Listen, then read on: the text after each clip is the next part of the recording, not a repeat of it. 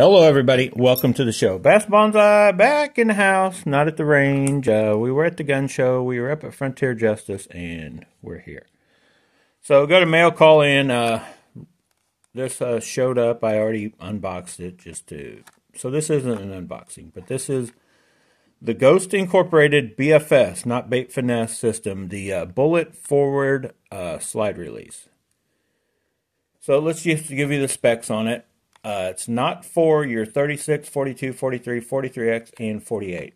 Pretty much everything else, Gen 1 to 4, it will fit. So it has the bullet part is forward instead of some of them you've seen extended mag release or extended slide stop release. And then it's just kind of got a little bullet on this part. This one, they actually moved it forward. And it says right on it, forward is faster, forward increases operator performance, bulletproof design, drop in, lefty friendly, whatever that means. I'm not left-handed, so I wouldn't know. It's patented, combat black finish. I'm going to probably paint this one. I'm going to put on this gun. This one's probably going to be a little green tint to it. And the one I have on a peanut butter one over there is probably going to be peanut butter, right? But there it is, and I guess I'm just going to go ahead and show you, even though YouTube doesn't want me to. This isn't really, I'm not modifying, so to speak. I'm enhancing the, I'm not changing any internals as far as the trigger and stuff like that. But anyway, I probably won't be able to monetize this video, but I am going to show you guys how simple and easy it is on a PSA Dagger anyway. You don't have to push pins out and all that kind of stuff. To swap one of these out. So I'm going to show you that. But before I show you that process, I'm going to explain why I like this one over the kagwerks. Because there's really only, I'll tell you what is happening first. If you're like, well, why do you even need to change that? What's wrong with that one? And trust me, there's people out there like me that want to change everything. There's people out there that don't want to change anything on a firearm. They're like, oh, it'll work, with what it's got. If they felt like they absolutely had to switch something, they won't even buy that firearm. But when it comes to a Glock clone, there's a lot of upgradable parts. There's tons of stuff out there, and there's a reason there's a market for it. A lot of people want to change stuff around to fit them completely. It's going to do exactly what it did before, but it just, well, in my case, this will help me, because what's happening, and I'll explain that, because this firearm right here, so let's put it all the way back. So that works right.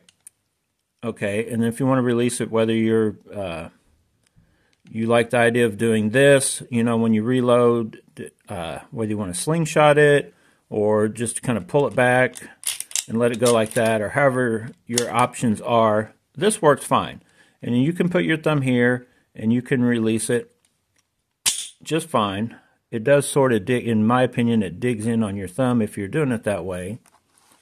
To where this one, when you change it, is one of the pluses I gathered from it. When you have this kind on, still locks back, but when I put my thumb down, further out on my thumb is what's catching, and there's no sort of digging. So, as what I'm getting ready to talk about here in a minute, and as you saw, these guns are all cleared. If that doesn't bother you, and you don't have this other thing happen, what happens to me, because just that, I wouldn't have changed it. But what happens to me is it never fails. I'm out there shooting, and I end up letting my thumb right over in this area, and I keep that held down, so when this comes back, all the way back, and back forward, empty chamber, I've held that down, and I didn't let the,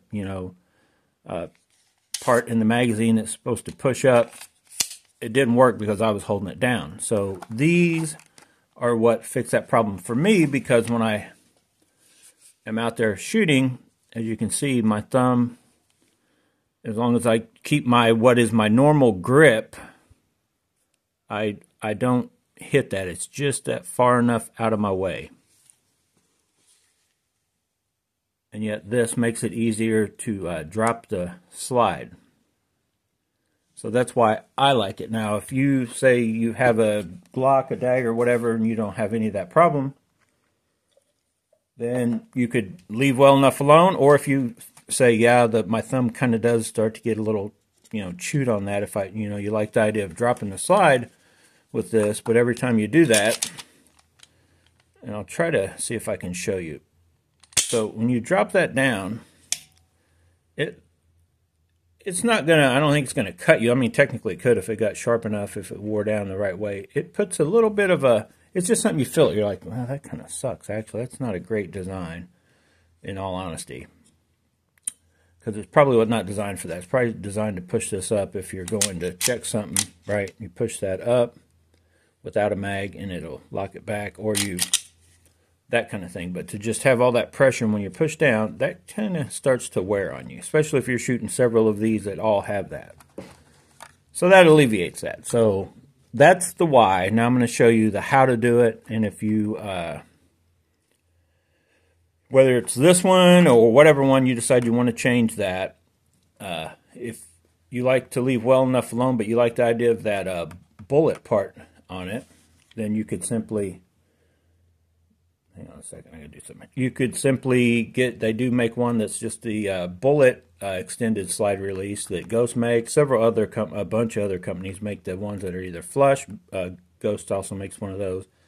So this bullet's like right here.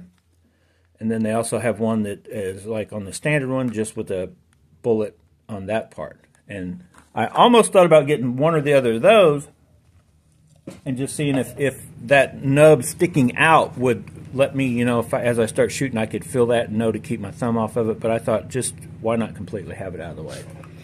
So, if you don't know about the Glocks or the clones or whatever, so we're going to aim this to not shoot our lights, shoot our table.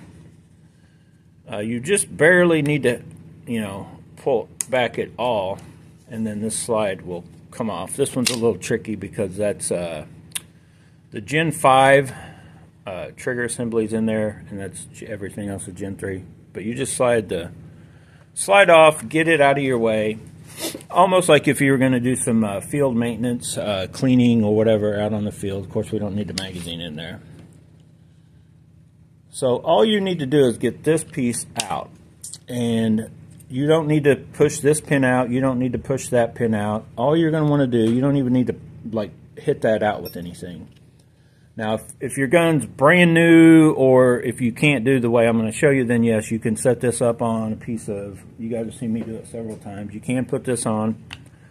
If you have some sort of bench, a tool designed for it,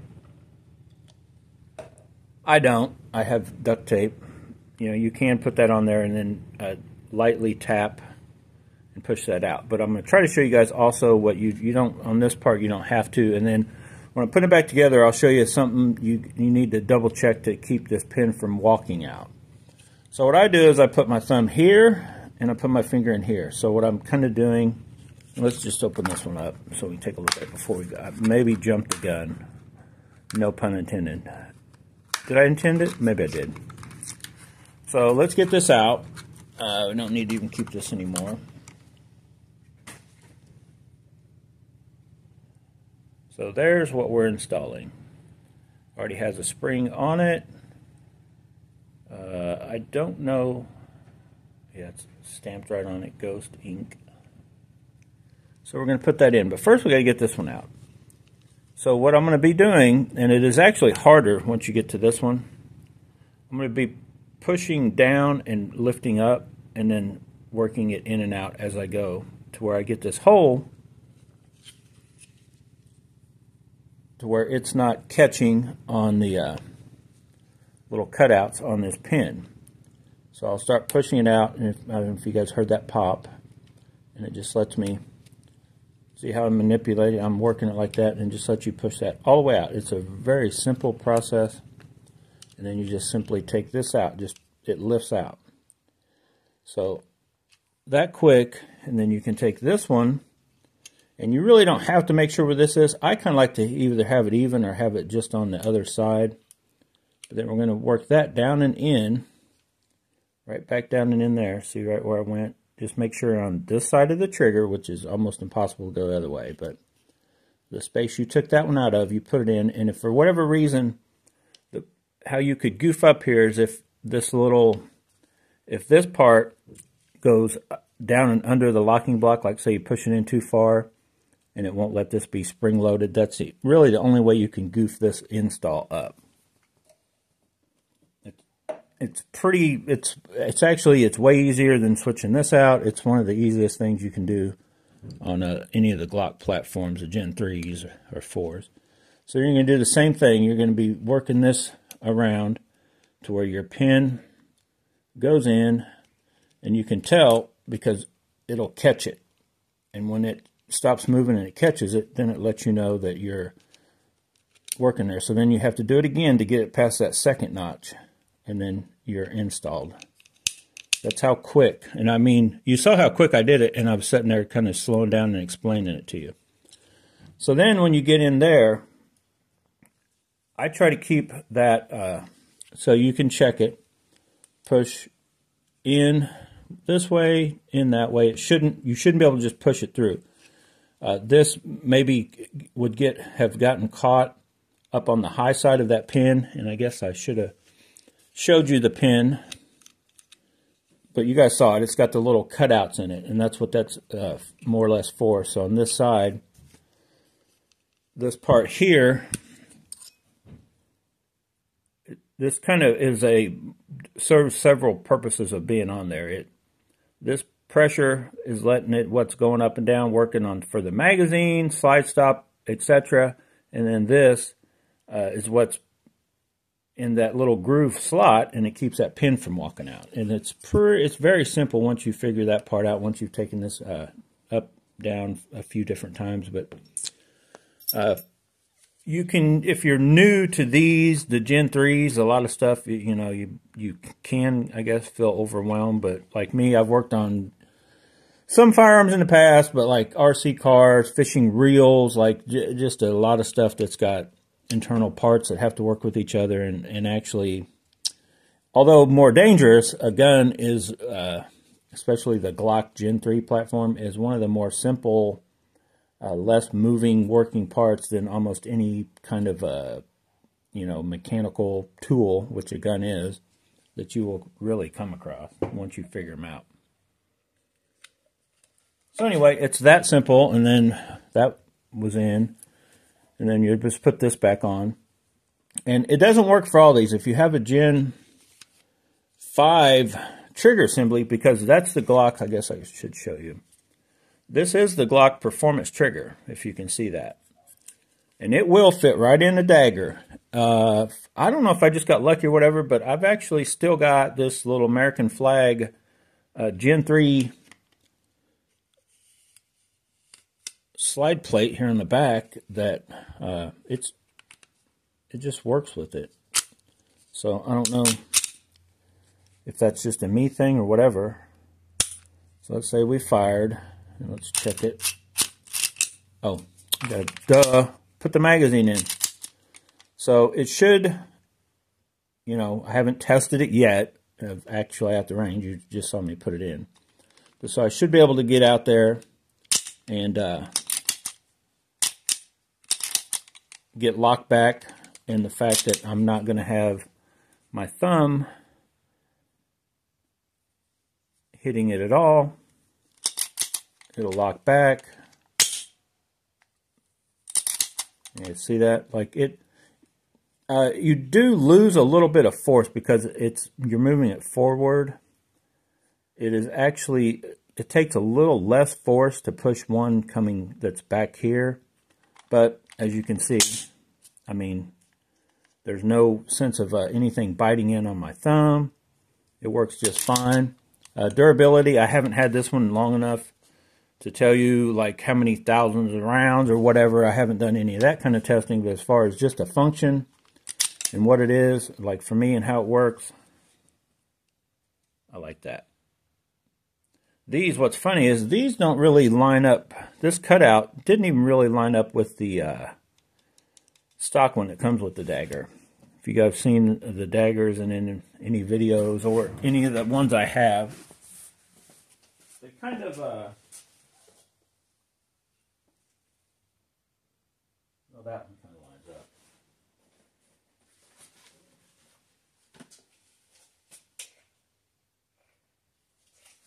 show you what I'm talking about, in my opinion.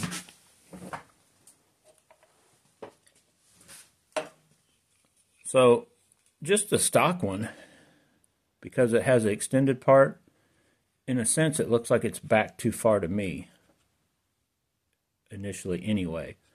Like if it was just cut for the center, but once they add that extended part, it's just kind of their factory, that's the only one you get with the Dagger. It almost looks like it's not quite right anyway. So you will have, once you put these on, they do sort of look like they're moved. But I mean, that's an aesthetic thing. It's not really that big of a deal, but I just thought I'd point that out for some of you guys that may have an issue. But I think that looks good. The kagwerks one goes up. If you guys don't, you can Google search that yourself if you don't know what I'm talking about. It goes up like quite a ways and then back, and it does work. I've seen it in several videos. I've never actually had one, but all it took was for me to watch one video where, and I know this is not the slide to be talking about because that one has that like worn look already. But if you spend very much money on a slide and you put on one of these, I have seen where the one or two videos where kagwerks, if you're not paying attention, whether it's installed wrong or it just bends over time, it can like scrape up the whole slide from going back and forth. And I think before you realize something happened, it can, I'm not saying it will, maybe an improper install on who was doing it because I'm not that person that did it. But the fact that these are $18.99 on eBay and the kagwerks you can find them as cheap as $45 on eBay or $50 straight from them, or certain places, Primary Arms or Optics Plant, somebody else carries them. But for me, that's a kind of a simpler fix because I'm also known to get back here and just mess around. And the thing about the kagwerks one is you like doing this kind of manipulation is going to be out because it's right back here. You'd be catching it with your finger. So for me, that's the simplest fix for that amount of money. So anyway, hopefully you like this video. It's probably not going to be monetized. I'm going to try, you know me, I'm going to try to monetize it and see what, as simple as that is, just using a little pin to change out just a little piece. I've heard several other YouTubers talk about it, but you kind of have a AI sorting through and kind of shutting videos down. You have people, I think, that are going on and reviewing, because you can like protest something and they'll recheck or whatever. Then they usually never like say, "Oh yeah, we were wrong." But I've put, I don't know how many videos out that either, most of them can be monetized, but they like limit them. And I know you guys don't want to hear a speech about the demonizing of demonetizing gun videos on YouTube, but it's true that if you're putting something out there in a safe manner, trying to, inform people on just not really, I'm not trying to show you how to put a Glock switch on. I'm not telling you how to, build a gun without a serial number or any of that kind of stuff. Yet I still am in that same category with those people that like, and even if they were, I mean, it's technically, if you're showing something that, now the switch is against the law, but if you're showing something that is legal, that can be done, and yet they can decide how well that video goes out or doesn't go out. And I'm not going to specify the crap I've seen that is allowed and is monetized on YouTube for a lot of different other stuff. It just kind of, it gets to you after a while. Almost to the point where I don't know if I'm going to keep making these videos. I may just go back to fishing and go into the range and maybe throw in a fishing video out here and there. But I would like to thank you that have subscribed, because the subscriber numbers are growing, actually getting more views and more everything once I started doing some gun content. Firearms, mainly that we're dealing with the Glocks and the clones and, Springfield Echelon and stuff. Channel's probably grown faster than it ever did with the fishing, but on the views and on the overall hours of watch time, subscribers per, they judge every 28 days. You can look on there, but yet your monthly dollars that you can make through YouTube videos being monetized is like less than half on when I was doing fishing. And fishing went down from when I was doing bonsai trees, but bonsai trees were just because there's not as many people putting out bonsai tree content. Fishing, everybody and their brother's making fishing videos. Shooting, somewhat video, like there's a bunch on it, right? But I thought, well, I'll take you guys along this journey as I'm, probably the first time really getting into firearms, working on them myself. Before I dealt with Blue Steel in Raytown. They're still there, Blue Steel. That guy was good about taking in stuff on trade. He has a Glocksmith more or less on hand. He's there a lot of times, but he, you could always leave something and they could tweak on it, work on it, whatever. So I can still go to him. But then Frontier Justice up here, they don't actually have a gunsmith or anything. And I thought, well, when it comes to this kind of stuff, and especially as old as I am now, this is like when I was in my late 20s, early 30s. But when you're in your 50s, you're like, dude, I can do this. I know they're not that complicated, right? As long as you got the safety with the trigger thing, and that's, if you're watching this and you're like, what are you talking about? Trigger safety. I'm not talking about keeping your finger off the trigger. I'm talking about the internals on a gun to keep it. If you're going to tinker with one, you should first make sure you know that you're not going to do something wrong that could make it accidentally go off or something like that, or too hair of a trigger kind of thing. So when it comes to Glock, honestly, go watch Johnny Glock videos. He explains all, like, where you can and can't, what you want to tinker with or don't for sure, and keeping up on the shelf. And just a bunch of words you guys won't know unless you know. So if you don't know, go watch the Johnny Glock videos. I've talked about it in some of my videos. You could go watch those too. But anyway, I'm not trying to put any crazy gun content out there, just on what I'm doing, going to the range, shooting my blasters, as John Lovell from Warrior Poet Society calls it, or I don't even know what Grand Thumb calls it he's doing. But anyway, just going out there, having some fun. We put these cheap knockoff lights on it. If you haven't watched the videos where I did buy, I bought my first, it was used, I only gave $200 for it, bought my first Surefire Ultra, and I will probably not be buying any more. I'll just stick with these. They're fine. They're basically like, they don't make, or they say the patents off of this, so I'm guessing that they get by with making these knockoffs and without any whatever, because they're the older Surefire. They're not going to compete. They're not designed to compete with the new lights that are out there. They're just, if you're looking for a light that's going to be close to the same weight, I think this is like almost 4 ounces. This is like 3.5 ounces. I weighed them the other day with batteries, both with batteries. Almost 4 ounces, about 3.5 ounces. If you just want that little extra weight to help you with manage, just basically a more enjoyable experience at the range. A little better recoil. Plus, if you do use that, I've not had an issue yet with these. This one doesn't have battery in it. But they all seem to work fine. I think this one does have batteries in it.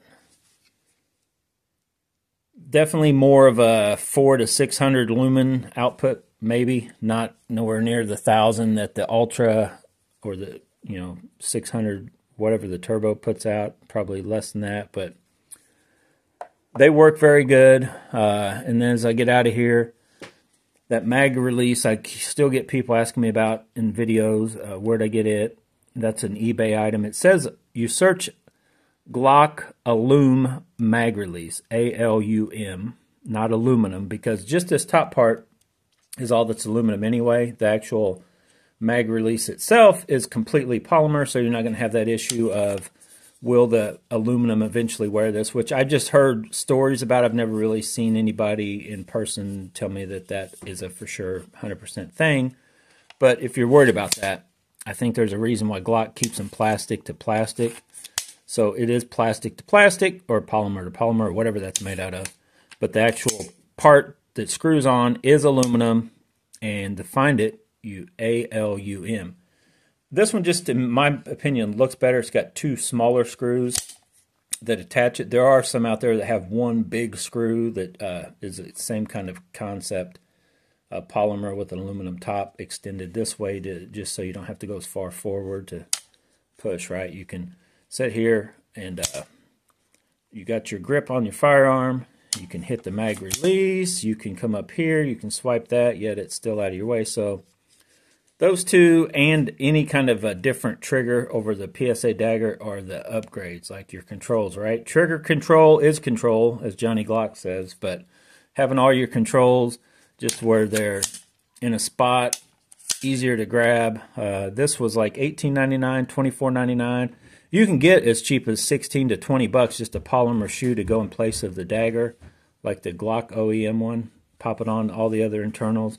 In this case, like this is my ultimate one here. Like that's a $40 trigger shoe. More or less everything else is stock. I did make one little change, and then I think I added one or a few of these springs are light, and just to give this a lighter pull. But yeah. So, any questions? Drop them below. Thanks for watching, guys. I'm going to get to the range. Actually, what I'm going to get to the range next, and then we're definitely ending this video. I think I'm just going to go get 50 or 100 rounds and take this thing and just shoot it as much as I can. At least put at least 50 through this, just the way it is. But I may just shoot something else while I'm up at the range. But I'm just going to shoot this thing to try to get the cycling to work better, because this dude, there's that one, and this is hard to release. This dude, Glock 26 slide on that Dagger full-size frame, I took a lot of work. I got it to go up. I can fire it. Let's check that trigger. But I put anything more than like 2 rounds. I can put 3 rounds in. Like I'll put 3 in, and if I slingshot it, okay, pull that thing back like full on, and then let her just fly, and it'll, you know, load that one. I don't even need to push on this. But that first shot, boom, it never extracts it right. Now I've changed the extractor since then. I'm working on that. But if I put 2 in, do it the same way, you know, slingshot the first one, so then I got one in there. It'll fire, and it'll load the next one. Boom, I can fire it, and it locks back. So it's something to do with the pressure thing, that maybe I just need more cycles through it, because it honestly does not quite... I moved it back as far as I could. Let me take the magazine out.